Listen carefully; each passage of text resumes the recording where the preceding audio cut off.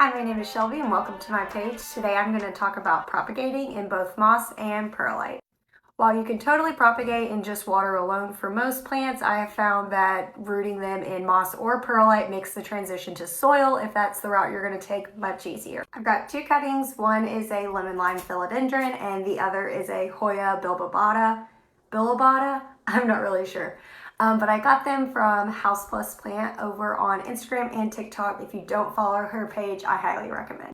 These cuttings were sent to me in the mail and they have already calloused over, which means they've just had some time after the cut for the ends to kind of like a scab, like it would prevent any other water bacteria getting in there and rotting the cutting itself. So I feel pretty good about these. I guess that is technically optional to do, but if you're doing something that you really care about or a really expensive plant, I definitely recommend giving it at least a couple hours to callus over. For my moss propagation, I have moss in a cup with water and it's been sitting there for probably about 5 minutes. So now I'm going to go back in and wring the moss all the way out until there is no water dripping. So here's my moss. I have my cutting. If you are cutting the piece off yourself from the plant, you just want to make sure that it has a node, which is that little bump right there. That's where the roots will grow out of.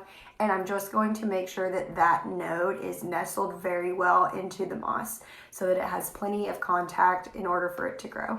So I will keep this in really good light. It's going to sit in my west facing window and I do not ever want this moss to dry out. I personally just spray mine. If you have something with a drainage hole, you can thoroughly water it from top to bottom.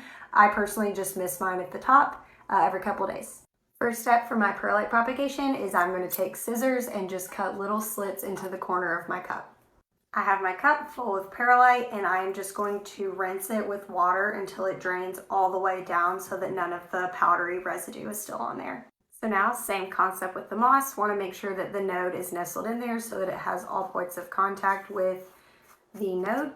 To keep my perlite propagation watered, I'm going to place it in a dish and just make sure that this constantly has water sitting in the dish. It will bottom water up and then that's how the water will get to the plant itself.